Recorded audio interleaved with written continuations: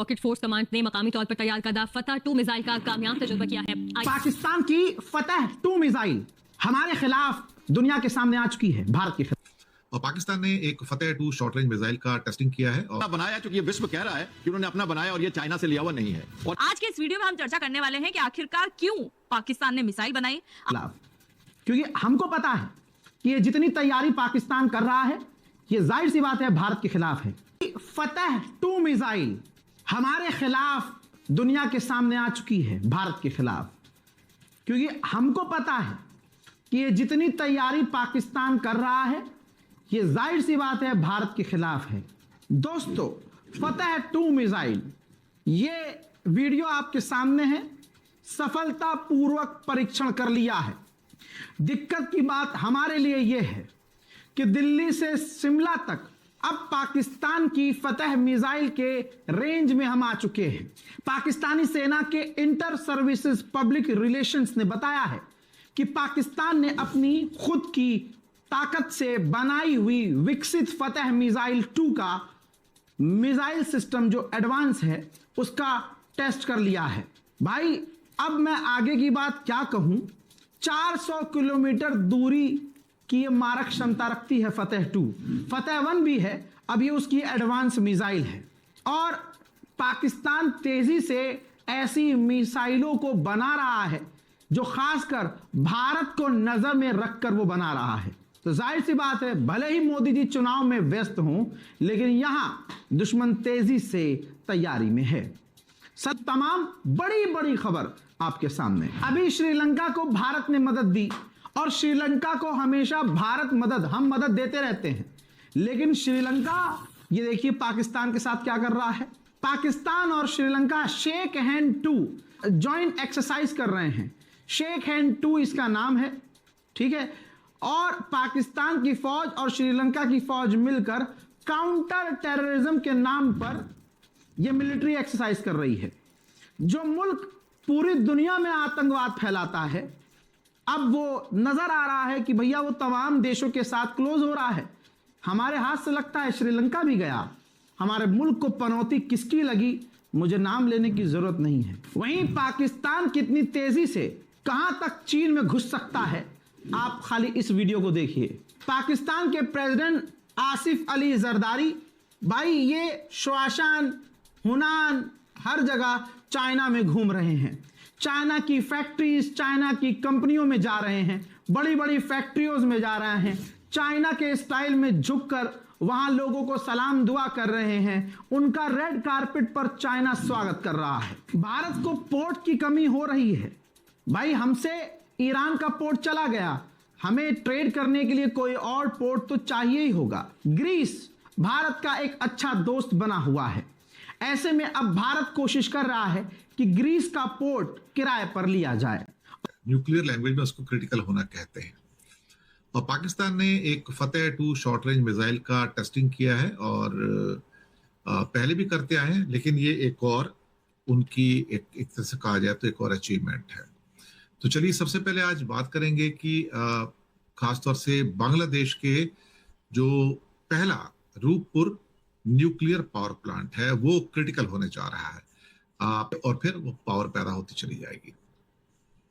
पाकिस्तान ने फतेह 2 मिसाइल का टेस्टिंग किया है और ये 400 किलोमीटर दूर मार करने वाली एक पूरी की पूरी जो है एक मिसाइल है।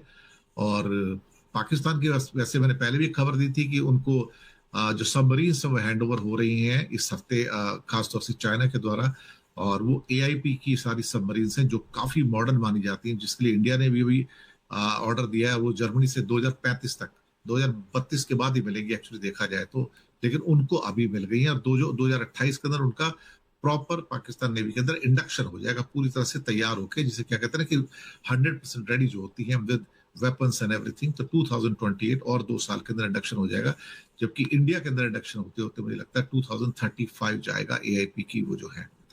और ये एक जो यहाँ पर जो पाकिस्तान के जो फतेह 2 मिसाइल का जो अभी लॉन्चिंग हुआ है, जो टेस्टिंग हुआ है, और इसमें भी काफी पावरफुल इसको मिसाइल के रूप में देखा जा रहा है। वैसे फतेह ईरान की भी मिसाइल है, मैं आपको बताऊं तो ऐसी बात नहीं की गई है। पाकिस्तान ने तैमूर क्रूज मिसाइल बनाने का दावा किया गया है पाकिस्तान की तरफ से। स्कैल्प आप जानते हैं बहुत deadly missile air to air, और इधर ये कहा जा रहा है कि हमने तैमूर इधर से लॉन्च कर दिया है। राफेल फाइटर से लॉन्च होने वाली स्कैल्प के जवाब में इधर जुगाड़ू टॉर्पीडो लॉन्चर से ये भेजी जाने वाली तैमूर, और इसका कुछ और जरा स्पेसिफिकेशन जान लीजिए कैप्टन श्याम से।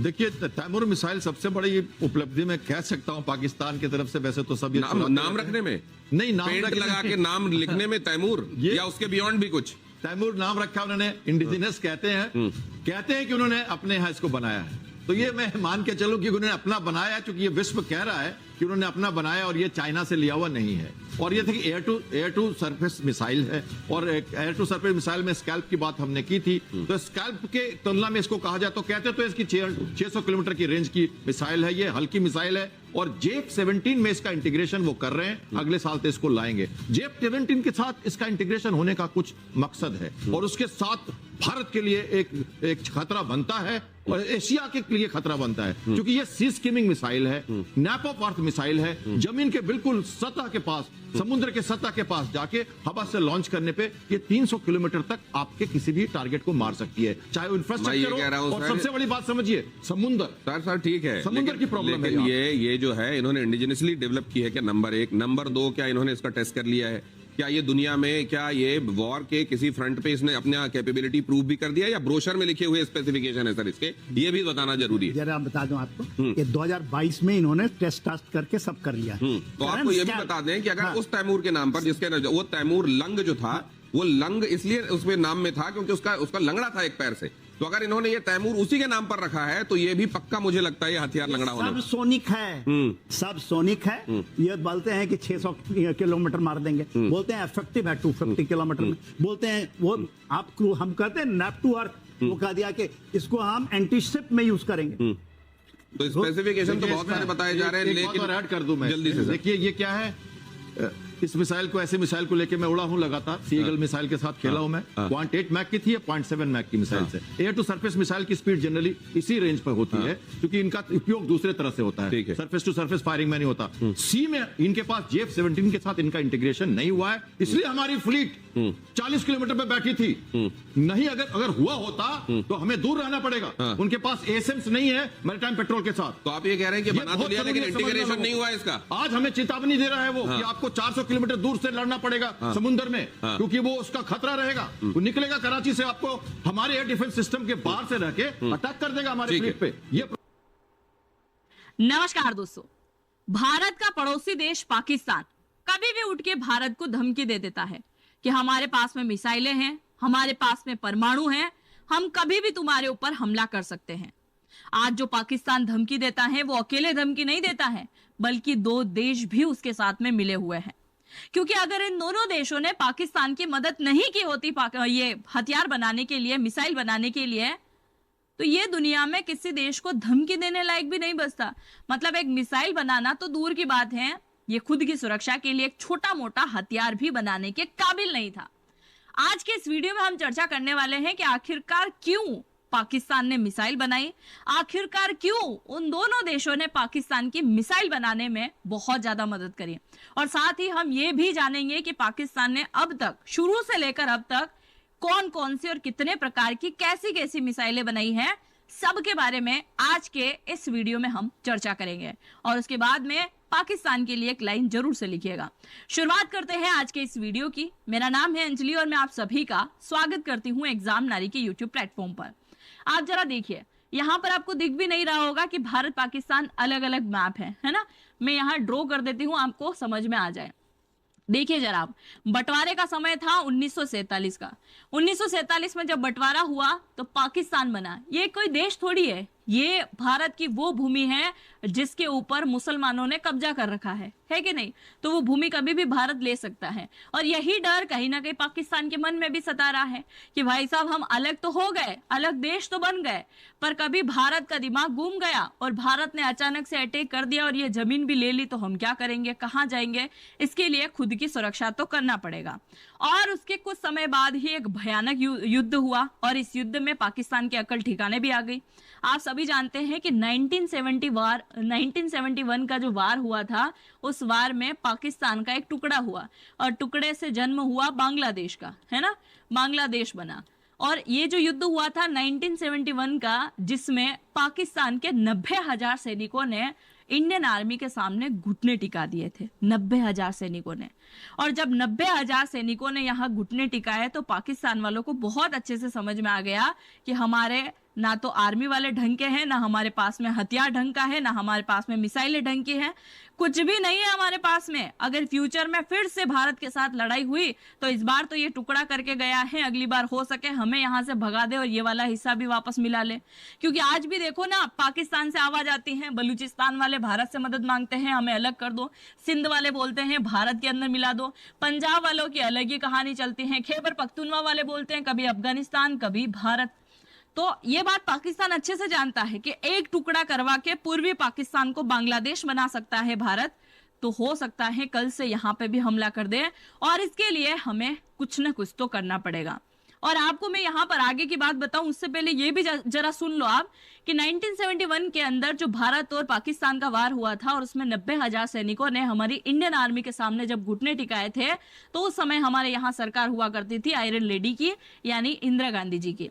हमारे कब्जे में थे पाकिस्तान के 90,000 सैनिक और पाकिस्तान के कब्जे में थे हमारे 95 सैनिक। ये 90,000 सैनिकों को बख्श दिया गया, छोड़ दिया गया, पर ये 95 सैनिक कभी भी आयरन लेडी वापस नहीं लेके आ पाई। उसके लिए आप क्या लिखना चाहेंगे, लिखिएगा जरूर से, है ना। अब पाकिस्तान ने सोचा था कि भारत की तरफ झुकाव न रखकर हमें ऐसे देश को ढूंढना पड़ेगा जो भारत का दुश्मन हो और वो हमारा साथ दे सकता हो। इसके मन में सबसे पहला सवाल आया कि चाइना की तरफ चलते हैं, चाइना ठीक है अपनी मदद कर देगा। जैसे ही चाइना की तरफ इसने झुकाव किया पाकिस्तान ने, और चाइना वाला बड़ा खुश हो गया। चाइना पहले से ही भारत को दुश्मन समझता है और भारत का दुश्मन यहाँ पर आया हुआ है तो उसकी मदद क्यों नहीं करेंगे। उनके सामने हाथ जोड़ी करी कि माई बाप हमारी मदद कर दो, क्योंकि आप अगर मदद नहीं करोगे तो हम कहीं के नहीं रहेंगे, क्योंकि हमारे पास में ना किसी प्रकार की टेक्नोलॉजी है, ना कोई मिसाइल है, भारत लगातार आगे बढ़ रहा है। आप देखो 1971 में युद्ध हुआ, 1974 में स्माइलिंग बुद्धा चलाया गया था जिसमें परमाणु परीक्षण हुआ, हालांकि वो ज्यादा सफल ना हो सका, पर भारत वहां तक पहुंच गया है और हम आज भी कुछ नहीं है। तो कल हमारे ऊपर बड़ी मुसीबत आएगी तो चाइना वालों ने बोला कि ठीक है हम तुम्हारी मदद कर देते हैं। चाइना ने मदद क्यों करी थी बताइए। चाइना का स्वार्थ यही था, उसका हथियार बिकेगा। दूसरा, चाइना भारत को अपना सबसे बड़ा दुश्मन मानता है कि दुश्मन के पास में जाकर उसके नाक में दम करना सबसे बड़ी बात है। तो इसने पाकिस्तान की मदद कर दी और जब पाकिस्तान की मदद करी तो उसे टेक्नोलॉजी, डिजाइन सब कुछ दे दिया। और उसी से पाकिस्तान ने 1980 के दशक में 1980 से लेकर 1990 के दौर में एक बहुत ही कमजोर मिसाइल बनाई थी। तो दोस्तों ये थी आज की वीडियो। अगर इस किस्म की मज़ीद इंडियन मीडिया के रिएक्शंस आप देखना चाहते हैं तो हमारी वीडियो को लाइक कीजिएगा, चैनल को सब्सक्राइब कीजिएगा और ज़्यादा से ज़्यादा शेयर कीजिएगा ताकि हमारी आने वाली वीडियो आपको बर वक्त मिल सके।